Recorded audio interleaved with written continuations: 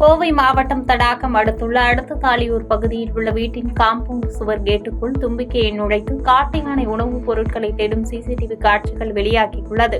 தொடர்ந்து இதுபோன்ற சம்பவங்கள் நடப்பதை தடுப்பதற்கு வனத்துறையினர் இரவு நேரத்தில் ரோந்து பணியில் ஈடுபட வேண்டும் என்று அப்பகுதிவாசிகள் கோரிக்கை வைத்துள்ளனர். கோவை மாவட்டம் ரேஸ்கோர்ஸ் பகுதியில் உலக சிட்டுக்குருவி தினத்தை முன்னிட்டு அழிவின் விளிம்பில் உள்ள சிட்டுக்குருவியை பாதுகாக்க விழிப்புணர்வு பேரணி நடைபெற்றது. இதில் மாவட்ட வன அலுவலர் ஜெயராஜ் மற்றும் போக்குவரத்து துணை ஆணையர் அசோக்குமார் ஆகியோர் சிறப்பு விருந்தினர்களாக கலந்து கொண்ட நிலையில் பேரணியில் கலந்து கொண்டவர்களுக்கு சிட்டுக்குருவிகளுக்கான தீவன பெட்டிகள் இலவசமாக வழங்கப்பட்டது. திருப்பத்தூர் மாவட்டம் வாணியம்பாடியில் உள்ள அரசு மருத்துவமனையில் மகப்பேறு மற்றும் தாய்சேய் வார்டுகளில் திடீரென மாவட்ட ஆட்சித்தலைவர் ஆய்வு மேற்கொண்டார். தொடர்ந்து மருத்துவமனைக்கு வந்திருந்த இளைஞர்கள் சிலர் மருத்துவமனையில் உள்ள குறைகளை தெரிவித்த நிலையில் உடனடியாக மருத்துவரிடம் கலந்துரையாடி விரைவில் குறைகளை தீர்ப்பதாக ஆட்சியர் அவர்களுக்கு உறுதியளித்தார்.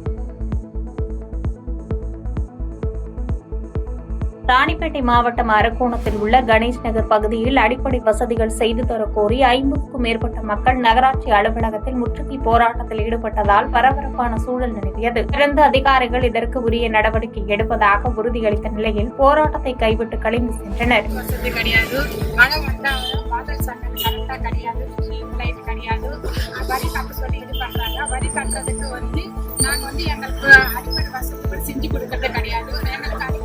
செஞ்சு கொடுத்தோம்னா அர்ப்பணத்தில் இருக்கிற எல்லா குப்பையும் உங்க வீட்டு முன்னாடி எடுத்துட்டு நாங்க பண்றோம்.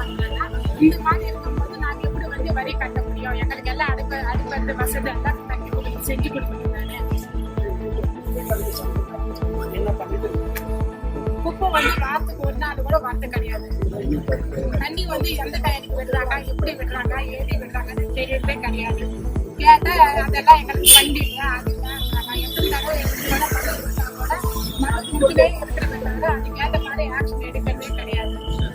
அதிகாரி என்னமா சொன்னாங்க உங்ககிட்ட?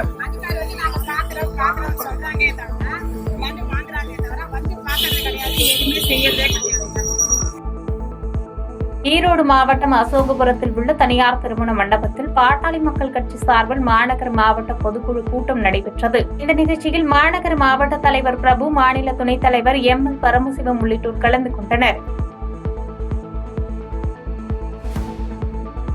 தென்காசி மாவட்டம் சேர்ந்தமரம் அருகே உள்ள அரசு உதவி பெறும் உயர்நிலைப் பள்ளியில் 10ஆம் வகுப்பு பொதுத் தேர்வு எழுதும் மாணவர்களுக்கு ஆசிரியர்கள் ஊக்கமளித்தனர். மேலும் புனித சூசையப்பர் ஆலயத்தின் நாயர் பள்ளி மாணவர்களை நேரடியாக சந்தித்து தேர்வை எழுதுவதற்கான வாழ்த்தை தெரிவித்தார்.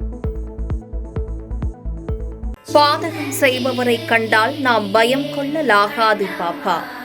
மோதி மிதித்துவிடு பாப்பா, அவர் முகத்தில் உமிழ்ந்துவிடு பாப்பா. அண்மை செய்திகளை உடனுக்குடன் தெரிந்து கொள்ள இணைந்திருங்கள் எம் நாடு தொலைக்காட்சியுடன்.